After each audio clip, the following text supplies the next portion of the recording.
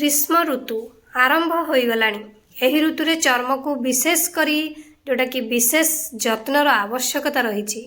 ग्रीष्म प्रवाह एवं त्वचा केवल चर्म को अंधकार करे नहीं बरं चर्मर चमक को मध्य ह्रास करिथाए। तेणु एही समस्या को दूर करबा पई प्रायतः लोक माने अनेक प्रकार फेस पैक यूज करिथांती, किंतु अनेक थर एही जिनिस गुड़िक व्यवहार सत्वे चर्म पई कौनसी लाभ देई न थाए एवं सेगुड़िक मध्य बहुत महंगा होई थाए। एभली परिस्थिति रे ग्रीष्म ऋतु रे चर्म समस्या को एड़ाइबा पई आपण माने बरफ क्यूब यूज करि पारिबे। बरफ क्यूब चर्म को ठंडा करि थाए, एहा को चमकाई थाए एवं चर्म को मध्य स्ट्रांग करि थाए। ग्रीष्म समय रे मुहरे अनेक प्रकार बरफ क्यूब लगा जाई पारे। एही बरफ क्यूब गुड़िक चर्म को सतेज रखे एवं एहाकू सूर्यर क्षतिकारक किरण रु मध्य रक्षा करि थाए। ताहले आसंतु जानिबा ग्रीष्म ऋतु रे केउ बरफ क्यूब आमर प्रयोग करा जिबा उचित आ केमती कोन लगेबा ता विषय जानिबा। आसंतु आपण मानक समस्त को मो तरफ नमस्कार। आशा करछि आपण माने समस्त भलरे थिबे, मु भी भलरे अछि। चलंतु वीडियो आरंभ करबा। किंतु वीडियो आरंभ करबा पूर्वरु जदि आपण मानक भितरु केही जदि आज मो चैनल रे नुआ थांती ताले प्लीज प्रथम चैनल टिको सब्सक्राइब कर दियंतु, पाखरे थिबा बेल आइकन को क्लिक करंतु, जहा फल मो नुआ नुआ वीडियो रो नोटिफिकेशन आपण मानक पाखरे खूब शीघ्र पहुंची जिवो आ आपण माने मते टिके सपोर्ट करि परिबा आगु को जिबा पई।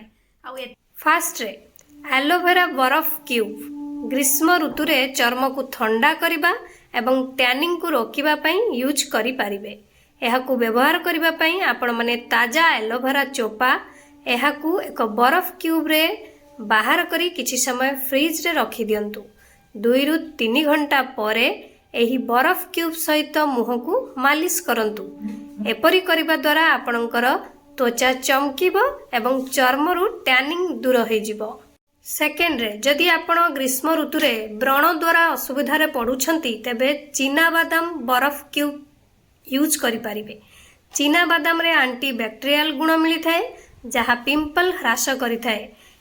एहाकू आपण माने यूज करिबा पई आधा चामच चीना बादाम पाउडर को पानी रे मिसांतु। वर्तमान एही पानी सहित बरफ क्यूब फ्रिज रे रखंतु। वर्तमान एही बरफ क्यूब को मुहरे 1 घंटा पर्यंत लगई छाड़ी दियंतु। आपण माने किछि समय घसीबे मुहरे, तापरे 1 घंटा पर्यंत छाड़ी देबे, तापरे नॉर्मल पानी रे धोई देबे। देखिबा आपणकर ई व्रण समस्या पूरा पूरी चली जिवो। थर्ड रे ग्रीष्म ऋतु रे चर्म पई काकुड़ी एवं लेंबू बहुत लाभदायक।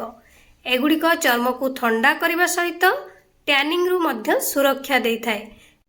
एहाकू यूज करिबा पई एक ब्लेंडर रे काकुड़ी ग्राइंड करी मिश्रण प्रस्तुत करंतु। एही मिश्रण रे किछि बुंदा लेंबू रस मिसांतु। एहाकू बरफ क्यूब रे रखी फ्रिज रे रखी दियंतु। किछि समय परे आपण माने ई बरफ क्यूब को आपणक फेस रे लगांतु। लगाइबा द्वारा आपणकर जो सूर्य किरणकर जो उत्ताप जो रश्मि आपणक स्किन को खराब करि थाए तार सेटा भी आपणकर दूर हबो। ता सहित चर्म आपणकर ग्लो करबा आरंभ करिवो। नहेले ग्रीष्म ऋतु रे मुहरे टमाटो एवं महू ताकू भी लगेई पारिबे। बरफ खंड करिबा पई एहाकू आपण माने कोन करिवे ना टमाटो को छोट छोट खंड रे काटी देबे, महू सहित मिसेई ताकू ग्राइंडिंग कर देबे। वर्तमान एहाकू बरफ क्यूब रे फ्रिज भितरे रखी देबे, तापरे आपण माने मुह को मालिश करिवे। एहाकू 15 मिनिट लगेई छाड़ीबे, तापरे उषुम पानी रे आपणकर फेस को धोइबे। एपरि करिबा द्वारा दाग आ जे कोनोसी जहाँ भी किछि समस्या अछि मुहर सब दूर हबो एवं चर्म आपणकर चमकीबा आरंभ करिवो। आपण माने एबे तो जानि पारिले ग्रीष्म ऋतु रे केउ बरफ क्यूब आपण माने यूज करिवे, करिले कोन हेबो। तेणु आपण को जोटा सूट करछि, जोटा पसंद लागुछि सेही बरफ क्यूब बनांतु घरे आ आपणकर फेस रे लगांतु आ आपणकर फेस रे जहाँ भी समस्या को दूरेई दियंतु। आशा करछि आपण मानक वीडियोटी भल लागिथिबो। मु ताले रखुछि, पुणी देखाबो नेक्स्ट वीडियो रे। किंतु आपण माने please like comment share subscribe करिया पे भूलिबेनी। मते ताले विदाई दियंतु। नमस्कार।